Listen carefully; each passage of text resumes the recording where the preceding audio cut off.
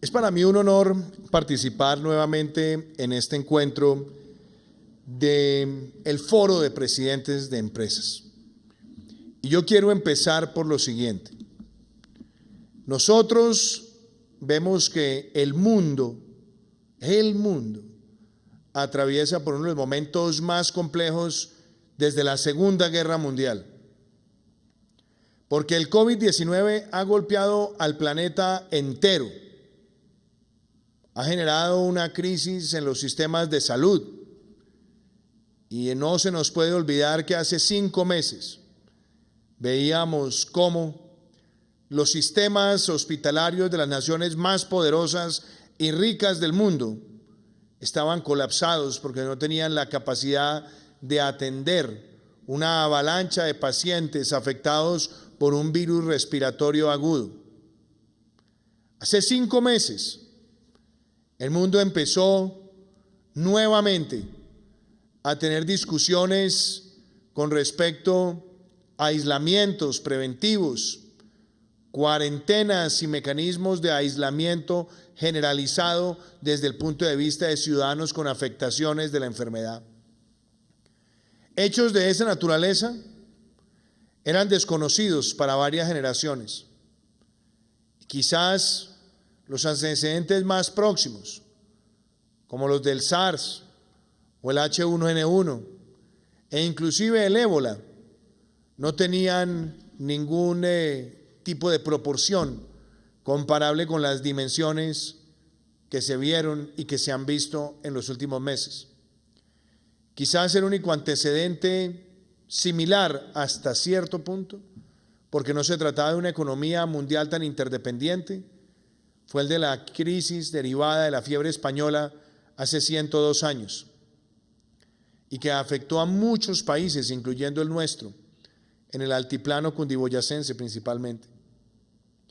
Todo esto es importante ponerlo en contexto, porque las afectaciones económicas derivadas del COVID-19 tampoco discriminan entre naciones, doctor Londoño. No es que los aislamientos en Colombia hayan traído efectos económicos negativos.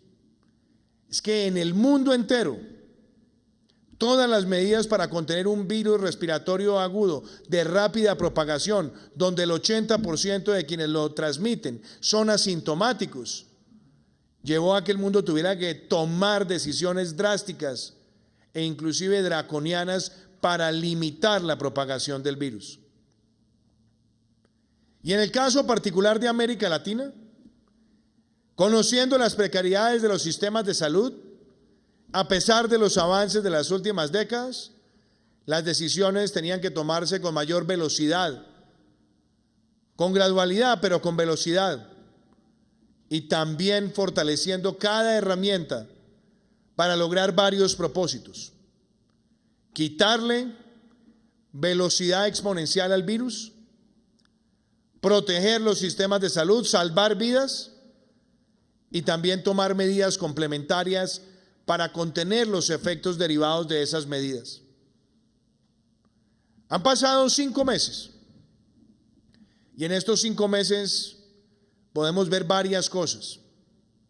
La primera, que los escenarios que se tenían definidos en el mes de marzo con respecto al comportamiento de la pandemia y la potencial afectación desde el punto de vista de muertes y contagios no se dio.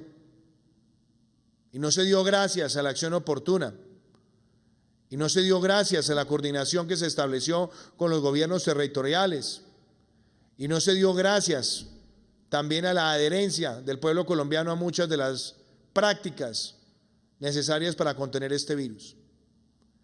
5 meses después, podemos ver que Colombia hoy, en términos de muertes por millón de habitantes, está por debajo de España, de Italia, de Francia, del Reino Unido y de los Estados Unidos. Porque el comportamiento en cuanto a los indicadores hay que mirarlo con esa proporción. El número de muertes por millón, que también en el caso nuestro Está por debajo de países como Ecuador, Perú, Chile, Panamá, México, Brasil, entre otros. Y podemos también analizarlo desde el punto de vista de contagios por millón, donde también nos hemos situado por debajo del de muchos de los países europeos. Nuestra letalidad es del 3.2%, lo cual también nos sitúa por debajo de muchos de los países desarrollados, miembros de la OCDE. Y cuando analizamos también el comportamiento de la pandemia y por qué el número de contagios, nosotros hemos hecho búsqueda activa oportuna, a diferencia de la de muchos países desarrollados que tuvieron que salir a hacer pruebas masivas ya cuando tenían exacerbada la capacidad de respuesta del sistema hospitalario. Y esa búsqueda activa nos permite ser preventivos con otro elemento, doctor Londoño. Ya Colombia está llegando casi al 70% de recuperados. Y lo ha hecho con una economía que se ha ido abriendo de manera responsable y gradual desde la primera declaratoria de aislamiento preventivo que se hizo el 25 de marzo, donde estaba en pleno funcionamiento el 40% de la economía vinculado a las cadenas de abastecimiento. Después del 11 de abril, entraron sectores como los que se estaban reconvirtiendo en la producción industrial para contener el virus y también las obras públicas. Entraron después los sectores de construcción y manufactura. Entraron después sectores de comercio. Y a hoy, estos indicadores que le comparto son con el 90% de la economía, desde la oferta, funcionando. Por eso cuando usted hace la afirmación de que en nuestro país el crecimiento se ha visto afectado, sin lugar a dudas, como el de todo el mundo. Pero qué interesante también ver la perspectiva de que el primer trimestre de este año Colombia fue de las pocas economías del mundo que logró crecer.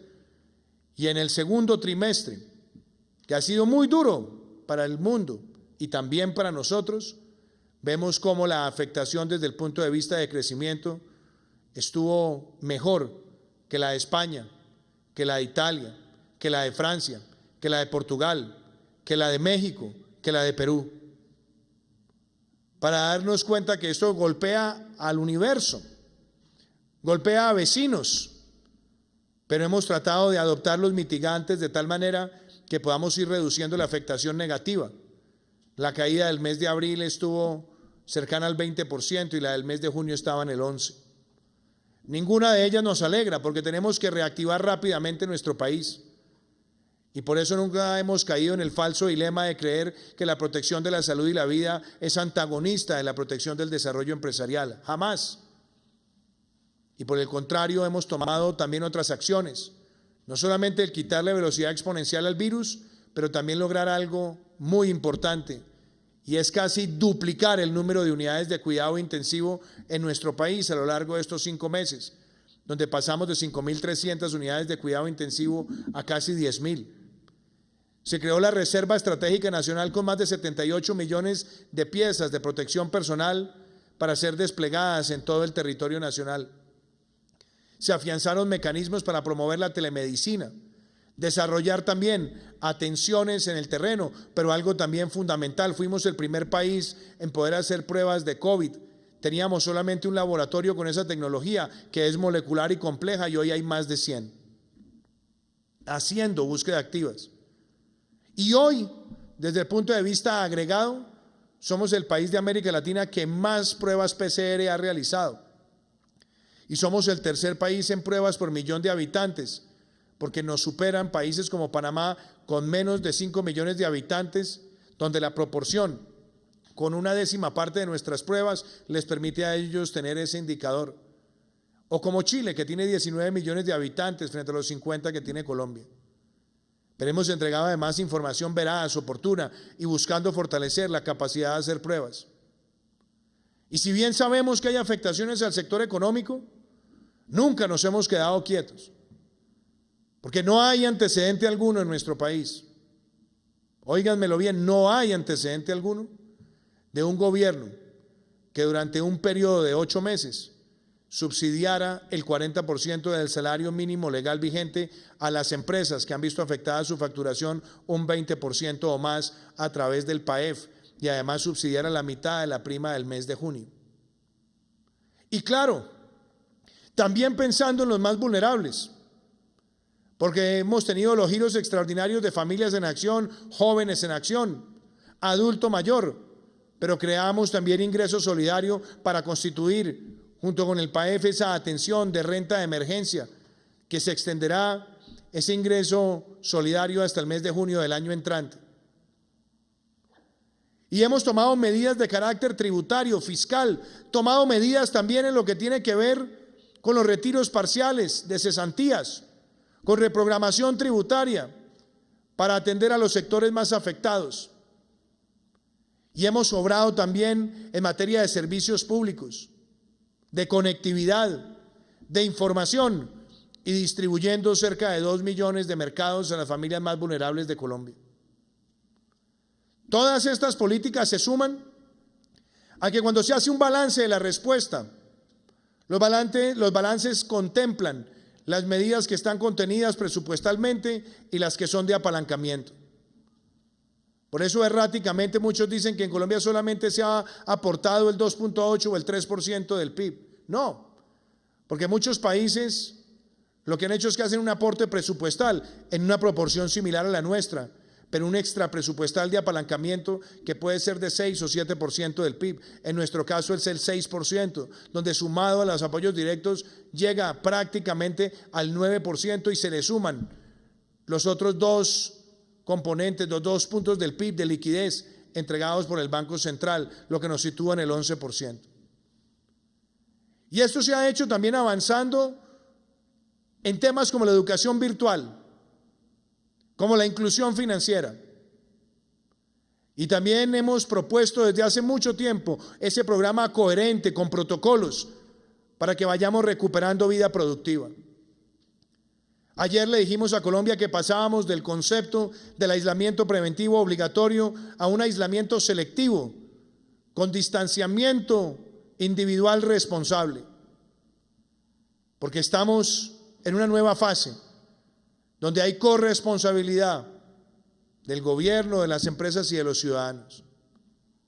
Pero no llega solo, llega con un compromiso por Colombia que presentamos el pasado 20 de julio, que contempla inversiones privadas, público-privadas y también públicas que superan los 100 billones de pesos, que tiene un enfoque en la generación de empleo, donde estaremos acelerando la entrega de más de 22 corredores viales en el país antes de terminar nuestro gobierno y dejar 28 contratados en fase de ejecución. Donde le hemos mostrado al país que aquí no hay promesas sino realidades. Donde hemos visto que el túnel de la línea la próxima semana estará en funcionamiento. En 2 años hemos hecho el 44%, cuando tomó más de una década avanzar en el 56%. Y avanzamos también en proyectos portuarios y aeroportuarios. Lo que tiene que ver con las expansiones del aeropuerto de San Andrés, Cartagena, la entrega de aeropuertos que están en mejoramiento, pero adicionalmente el aeropuerto del Café. Y lo que corresponde también a las inversiones de la vivienda no bis con 100.000 subsidios, extendiendo el FRECH, habilitándole al sector constructor también oportunidades, donde se suman 17 proyectos de transformación digital que activarán en el país una nueva y gran cultura de apoyo a los servicios digitales, con un programa que lanzamos la semana pasada, Misión TIC, que va a formar 100.000 programadores en los próximos 2 años, con oportunidades reales, y que lo soportan que aún en tiempos de pandemia la inversión extranjera directa no mineroenergética ha seguido creciendo. Y a esto también se suma una idea clara de impulsar las industrias culturales y creativas, y las líneas de decreto que lanzamos la semana pasada para reactivar el comercio, la industria y el turismo, donde está la factura electrónica como título valor, los sistemas de estabilidad jurídica e incentivos para mega inversiones que superan los $250 millones, la que corresponde a los proyectos turísticos estratégicos y la que corresponde también a las facilidades para que Colombia sea el destino privilegiado en las Américas de lo que se conoce ahora como nearshoring, donde esperamos atraer inversión norteamericana ante la decisión que se ha tomado en los Estados Unidos de ir reduciendo la dependencia de producción industrial en Asia y mirar hacia las Américas. Ese compromiso por el empleo lo complementa también el compromiso por una economía más limpia, donde ya tenemos 36 millones de árboles sembrados de los 180 millones planteados para el año 2022, que se articulan también con los espacios privados para la reducción y captura de CO2, y que se articulan también con la campaña nuestra para seguir habilitando las energías renovables no convencionales, doctor Víctor, porque en lo que va corrido de nuestro gobierno ya hemos multiplicado por 6 veces, la capacidad instalada de energías renovables no convencionales. Es decir, hemos sextuplicado lo que el país tenía de capacidad instalada y estaremos inaugurando cerca de 400 megas en los próximos 5 meses y llegaremos a la meta de más de 2.500 megas para agosto del año 2022. Y a esto lo acompaña también una decisión clara de aportar con el concepto de la economía circular. Pero a ese pacto por el empleo y a ese pacto por una economía más limpia, también llega un pacto por los más vulnerables, que está anclado, que está motivado en la extensión del ingreso solidario hasta el mes de junio del año entrante, pero también solidificado en que nosotros sigamos ampliando las capacidades de educación para los más vulnerables, donde en este semestre, de los 569,000 jóvenes de estratos 1 y 2 en la universidad pública, estaremos llegando a 452,000 con un descuento del 100% de la matrícula, lo que nos permitirá también tener en promedio un descuento para esos 569,000 del 73%, algo que nunca se había visto en la política social educativa de Colombia. Y lo acompaña también la idea de llegar con las pequeñas obras a los municipios, con 108 proyectos de agua potable y saneamiento. Y lo acompaña también la vivienda de interés social, que valga decir que en el mes de julio las ventas estuvieron por encima del promedio del año 2019 y que ahora se extiende con el FRECH y que permitirá a 100,000 familias acceder a una vivienda digna gracias a los subsidios pagando de cuota fija menos de lo que se pagaba de arriendo por un pequeño espacio. Y a ese compromiso también por los más vulnerables se agregan las obras a través del Departamento de Prosperidad Social, de mejoramiento, rehabilitación, entornos, titulación. Y complementa también el compromiso por el desarrollo rural y la paz con legalidad, donde se adelantarán recursos para acelerar los PEDET, donde hemos realizado desde el punto de vista de construcción y planificación 14 de los 16, y donde estaremos llegando a esos 170 municipios afectados por la pobreza y la violencia, pero también habilitando los esquemas de las zonas futuro y llegando con una mejor distribución de las regalías a otros municipios de Colombia. Y claro, importante también decirlo, con el catastro multipropósito, avanzando con las mayores titulaciones que haya tenido nuestro país desde el punto de vista masivo y haciendo una reorientación de nuestra actividad productiva agrícola con las siguientes connotaciones.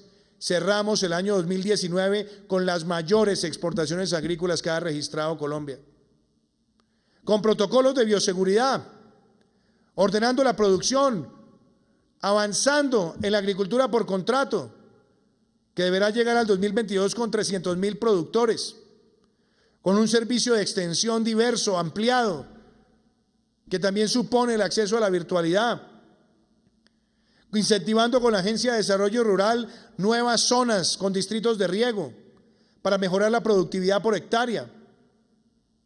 Y también, como lo hemos visto, asumiendo ahora la presidencia pro tempore de la CAN, unificar, armonizar los sistemas para profundizar el comercio intrarregional.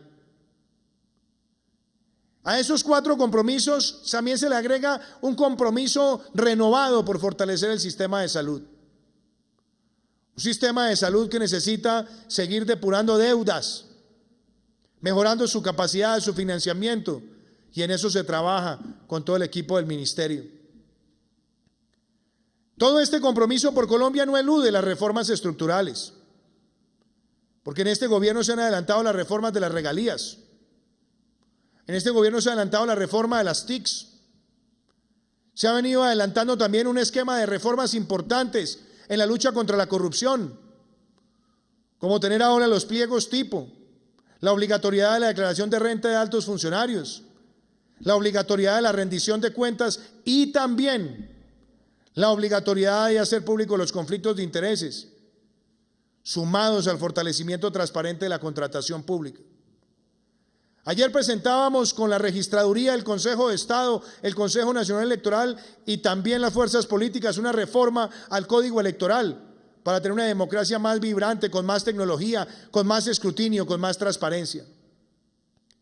Y hemos avanzado en temas tan importantes como el piso mínimo social y también como lo hemos hecho facilitando los esquemas de financiamiento de sectores estratégicos de largo plazo. Todo esto, apreciados presidentes de las empresas, hace parte de esta visión, porque hay que recordar que en este gobierno, en estos 2 años, se han sacado adelante 2 leyes de crecimiento económico que le han permitido al sector privado, micro, pequeñas, medianas y grandes empresas, dejar de verse con el sesgo de anteriores reformas, donde siempre se les recargaba toda la presión tributaria, afectando la inversión. En este gobierno, no solamente se logró la eliminación de la renta presuntiva, el descuento del ICA, el descuento del IVA que se paga por bienes de capital, sino que también se hizo mucho más transparente y más eficaz los sistemas de fiscalización, hasta el punto que gracias a esas reformas, contrario a lo que dijeron los críticos en su momento, nosotros logramos aumentar crecimiento, inversión y recaudo. Y cerramos el año 2019 con un crecimiento económico que superó el promedio de la OCDE, promedio de crecimiento mundial y regional. Y empezamos este año creciendo en enero y febrero por encima del 4%. Y nos encontramos con esta cruda realidad del COVID, que no nos distrae, que no nos debilita, que nos motiva a ser más precisos y acuciosos, a trabajar con el sector privado. Ya que todos entendamos que la responsabilidad también requiere, como ustedes lo decían, audacia y creatividad, porque por primera vez en la historia de nuestro país hay 90% de garantía sobre los créditos para protección de nóminas del sector privado cumpliendo los requisitos.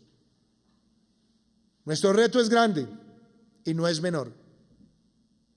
Ayer empezamos un proceso de comunicación para que a partir del 1 de septiembre empiece una nueva etapa de aislamiento selectivo a quien marca positivo, a los familiares de quienes marcan positivos, pero de distanciamiento individual responsable, la adherencia al uso del tapabocas, al lavado de manos, al respeto por la distancia en los espacios laborales, también en los espacios familiares, donde se mantienen restricciones a aglomeraciones, a eventos, fronteras cerradas, pero empezamos también a habilitar de manera acelerada los servicios de transporte, los de turismo, los de gastronomía.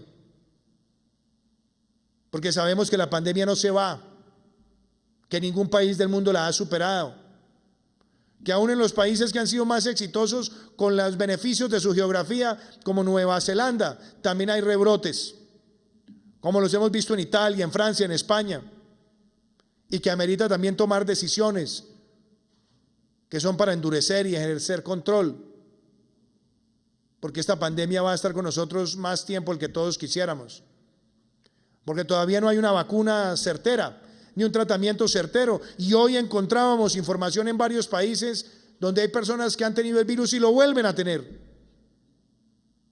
Entonces acá tenemos todos que navegar en medio de este mar de incertidumbre, sí, pero donde todos tenemos que aportar nuestro papel en nuestra responsabilidad en la conducción del barco.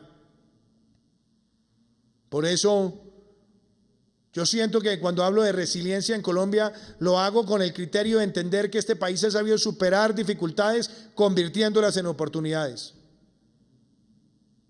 Y nosotros no tapamos el sol con las manos. Sabemos que hay retos y nunca dejaremos de responder. Y por eso, doctor Londoño, importante que usted tenga claro que la extensión del PAEF hasta diciembre ya fue presentado con mensaje de urgencia al Congreso. Que agradezco además su solicitud, pero nos anticipamos a ella sin haber pensado en que usted no la haría. Porque entendemos que ahí hay una responsabilidad de todos, sobre todo de proteger la micro, pequeña y mediana y gran empresa. Por eso también nosotros en medio de la pandemia avanzamos con el Congreso en la sanción de la Ley de Pagos Justos. Por eso nosotros hablamos de la integración en cadenas de valor. Por eso estamos trayendo a Colombia con los Estados Unidos el programa Colombia Crece, para que vengan inversiones también a los lugares más débiles del territorio. Y por eso también el concepto de legalidad lo hemos mantenido, sabiendo que enfrentamos retos producto del narcotráfico, pero hemos tenido la mayor reducción del área sembrada de cultivos ilícitos en 6 años y paramos el crecimiento exponencial que vimos entre el año 2015 y el 2018, donde el país pasó de menos de 60.000 hectáreas a más de 200.000. Por eso hemos aumentado las incautaciones y también en medio de las dificultades profundas que a todos nos duelen y estremecen. En lo que va corrido del año llevamos una reducción del homicidio cercana al 11% y cerramos el año 2019 con la tercera menor tasa de homicidios desde 1977. Nosotros no dejaremos de seguir trabajando en ese espíritu de la legalidad, en defender el emprendimiento como criterio y en defender la iniciativa privada, mucho más cuando en América Latina y en el mundo aparecen las voces demagógicas que buscan la confrontación de clases, que estigmatizan al empresario y que lo hacen para catapultar sus aspiraciones. Nosotros defendemos la iniciativa privada con convicción, porque partimos de la base que nuestra propia Constitución en el artículo 333 reconoce la función social de la empresa y creemos en una relación fraterna y cercana entre empleadores y trabajadores. Por eso, apreciados presidentes, una vez más los acompaño en este encuentro. Sabemos que los momentos del mundo son exigentes, desafiantes, pero aquí estamos con la frente en alto, con el cuerpo erguido, como una nación, y saldremos adelante. Porque por más duras que han sido las adversidades que ha enfrentado Colombia, nunca han doblegado nuestro espíritu resiliente y nuestra característica de ser un país que sabe convertir la palabra berraguera en la mayor encarnación de sus hidalguías señoriales. Señores presidentes, gracias por esta invitación. Los invito a que todos impulsemos el compromiso con Colombia. Más de 100 billones de pesos de inversión, apuntando a generar más de 1 millón de empleos. Ahí está también la base de una reactivación que también esperamos se sienta con esta nueva etapa de aislamiento selectivo, de distanciamiento individual responsable, porque entre todos sacaremos nuestro país adelante. Muchísimas gracias.